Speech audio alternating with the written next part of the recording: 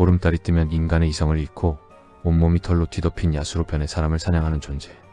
우리는 그들을 늑대인간 혹은 웨어울프라고 부릅니다.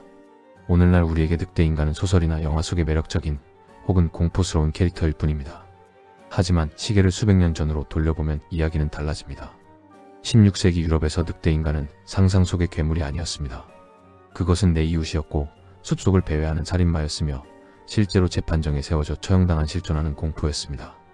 프랑스에서만 무려 3만 건에 달하는 늑대인간 재판 기록이 남아있다는 사실을 알고 계십니까?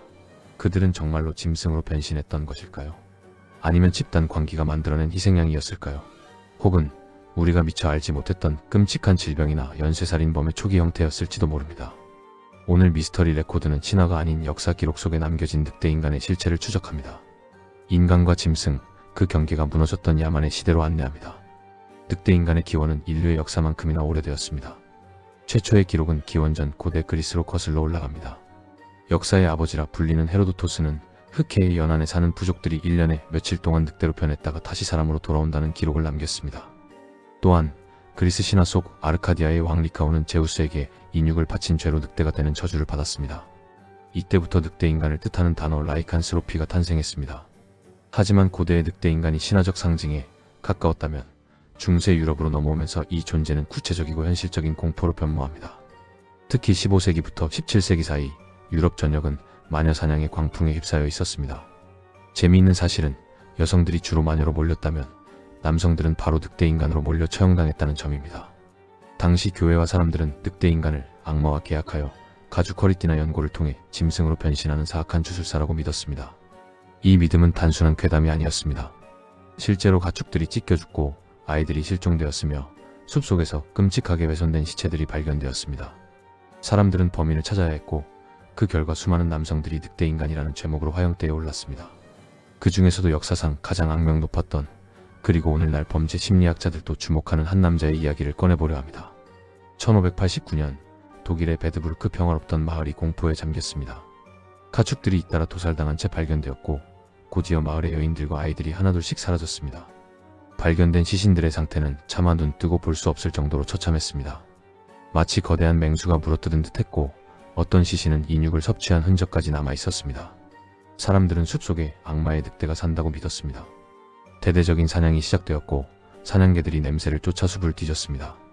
그리고 늑대의 흔적을 따라 다다른 곳에서 발견된 것은 늑대가 아닌 한 중년의 남성이었습니다. 그의 이름은 페터 슈튼프. 마을에서 꽤 부유한 농부로 알려져 있던 그는 즉시 체포되었습니다. 그리고 이어진 신문 과정에서 그는 믿기 힘든 자백을 쏟아내기 시작합니다. 그는 자신이 12살 때 악마와 계약을 맺었다고 주장했습니다. 악마가 준 마법에 허리띠를 두르면 거대한 늑대로 변신할 수 있었고 그 힘으로 25년 동안 살인을 저질렀다는 것입니다. 그의 자백에 따르면 희생자는 무려 14명의 아이들과 2명의 임산부였습니다. 심지어 그는 자신의 아들까지 살해의 뇌를 먹었다고 진술하여 재판장을 경악하게 만들었습니다. 이 사건은 당시 유럽 전역을 뒤흔들었고 페터 슈튼프는 베드부르크의 늑대인간으로 불리며 역사상 가장 잔혹한 처형을 당했습니다. 그는 수레바퀴에 매달려 온몸에 뼈가 부서졌고 참수된 뒤 화형에 처해졌습니다. 여기서 우리는 냉정한 질문을 던져야 합니다. 그는 정말 마법의 허리띠를 두른 늑대인간이었을까요? 재판 기록에 따르면 그가 말한 마법의 허리띠는 끝내 발견되지 않았습니다. 현대의 범죄 심리학자들은 페터 슈튼프를 늑대인간이 아닌 역사상 가장 초기의 연쇄살인마로 보고 있습니다. 그는 식인 성향과 사디즘을 가진 사이코패스였을 가능성이 큽니다. 당시 사람들은 인간이 이런 끔찍한 짓을 저지를 수 있다는 사실을 받아들이기 힘들었을 것입니다. 그래서 그 잔혹성을 설명하기 위해 늑대인간이라는 초자연적인 껍데기를 씌운 것은 아니었을까요? 페터 슈튼프 사건은 늑대인간 전설이 인간의 광기와 어떻게 연결되어 있는지를 보여주는 가장 극명한 사례입니다. 페터 슈튼프가 인간의 광기가 만든 괴물이었다면 18세기 프랑스에서 일어난 사건은 정체를 알 수 없는 진짜 짐승에 관한 이야기입니다. 바로 영화 늑대의 후예들의 모티브가 되기도 했던 제보당의 괴수 사건입니다. 1764년부터 1767년까지 프랑스 남부 제보당 지역에서 정체불명의 맹수가 사람들을 습격하기 시작했습니다. 공식적으로 확인된 사망자만 100여 명, 부상자를 포함하면 피해자는 수백 명에 달했습니다. 생존자들의 증언은 충격적이었습니다. 늑대보다 훨씬 크고 송아지만 한 덩치에 꼬리는 길고 털은 붉은색을 띠었으며 등에는 검은 줄무늬가 있었다. 이 괴수는 일반적인 늑대와는 사냥 방식이 달랐습니다. 보통 늑대는 목을 물어 숨통을 끊지만 이 괴수는 사람의 머리를 지식여 놓거나 신체를 잔인하게 훼손했습니다. 총을 맞아도 쓰러지지 않고 도망쳤다는 증언이 이어지자 사람들은 이 괴수가 지옥에서 온 늑대인간이라고 확신했습니다. 사태가 심각해지자 프랑스 국왕 루이 15세는 군대를 파견하고 막대한 현상금을 걸었습니다. 수천 명의 사냥꾼과 군인이 제보당의 산을 뒤졌습니다. 몇 마리의 거대한 늑대가 사살되었고 그때마다 사건이 해결된 듯 보였습니다. 하지만 살육은 멈추지 않았습니다.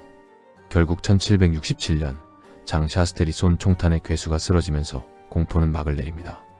당시 기록에 따르면 장 샤스텔이 잡은 짐승은 늑대와 유사했지만 늑대라고 단정 짓기엔 너무나 기이한 생김새였다고 합니다. 안타깝게도 그 사체는 방부 처리가 제대로 되지 않아 왕에게 전달되기 전에 부패해버렸고 뼈만 묻히게 되면서 정체는 영원한 미스터리로 남았습니다. 현대 동물학자들은 제보당이 괴수를 두고 여러 가설을 내놓습니다. 아프리카에서 들어왔다가 탈출한 줄무늬 하이에나였을 가능성, 혹은 멸종된 고대 늑대인 다이어울프의 생존 개체였을 가능성 등이 제기됩니다. 하지만 일부 역사학자들은 더 소름 끼치는 가설을 제기합니다. 바로 인간에 의해 사육된 살인병 기설입니다. 괴수를 잡은 영웅 장 샤스텔이 사실은 이 짐승을 훈련시켜 살인을 저지르게 한 장본인이라는 음모론도 존재합니다. 늑대인간이라는 전설 뒤에 숨어 누군가 자신의 살인 욕구를 채우려 했던 것은 아닐까요? 역사 속의 끔찍한 사건들을 뒤로하고 이제 과학의 눈으로 늑대인간을 바라보겠습니다. 중세 사람들이 그토록 두려워했던 변신은 사실 질병이었을 가능성이 매우 높습니다. 첫 번째 유력한 후보는 다모증, 일명 늑대인간 증후군입니다.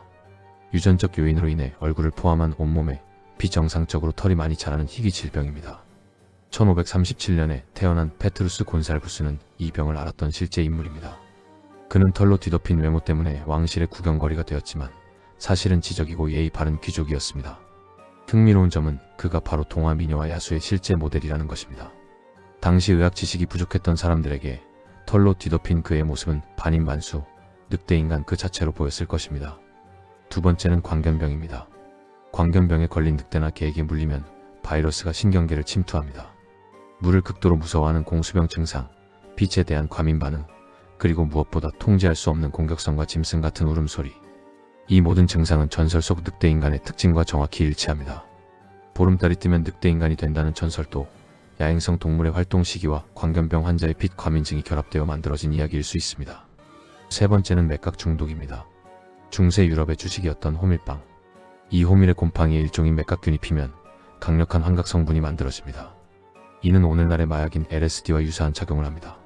상한 호밀빵을 먹은 마을 사람들은 집단 환각에 빠져 자신이 짐승이 되었다고 믿거나 이웃이 괴물로 보이는 창난 증세를 일으켰을 것입니다.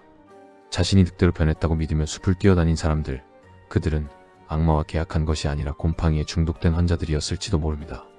마지막으로 현대 정신의학에서는 난광증이라는 정신질환을 정의하고 있습니다. 자신이 동물로 변신할 수 있거나 이미 변신했다고 믿는 망상장애입니다.